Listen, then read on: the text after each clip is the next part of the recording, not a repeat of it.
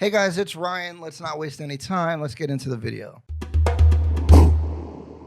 So in this video, I want to talk about how to win highest and best offer situations. I think when sellers ask for their highest and best offer, it is stupid and lazy, and there's ways to come out on top in these situations more times than not without stretching too far. So let's talk about it. A couple caveats here. I'm talking about a seller's market where inventory is low and there's a lot of buyers, which is the current market, unless COVID-19 is going to crash the market, which we haven't seen yet. Secondly, I firmly believe that if you think the house is for you, you should just make sure you secure the purchase. If it's within a couple $1,000, $5,000, even like $7,000 or maybe even $10,000 sometimes. If it's the right house for you, just make sure you get it, because if you don't get that house that you felt like was perfect for you, the little bit extra that maybe you overpay probably isn't worth dealing with and then you end up getting a house that you really don't like as much.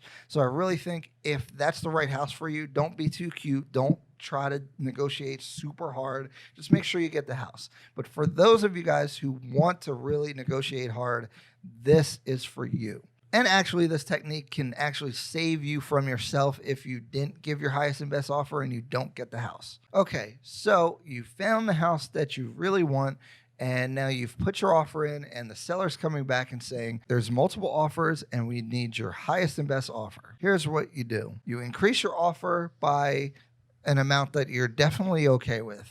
So whether you're reducing your seller assist or you're just increasing the price, you should do that.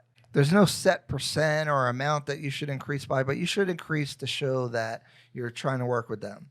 And again, if you think it's the perfect house for you, don't play around.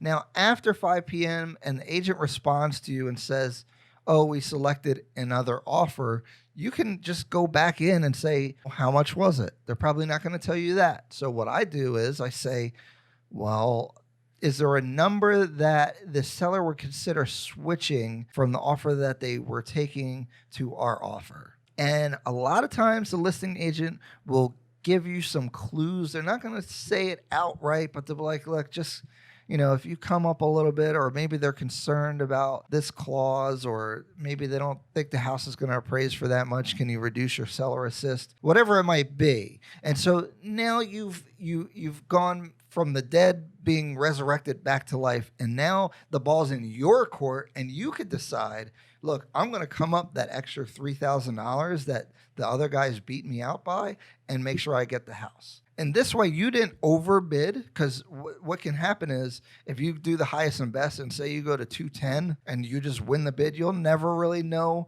what the other bids were. Maybe you paid too much. In this case, say you say 205 and then they say, hey, you got to come up.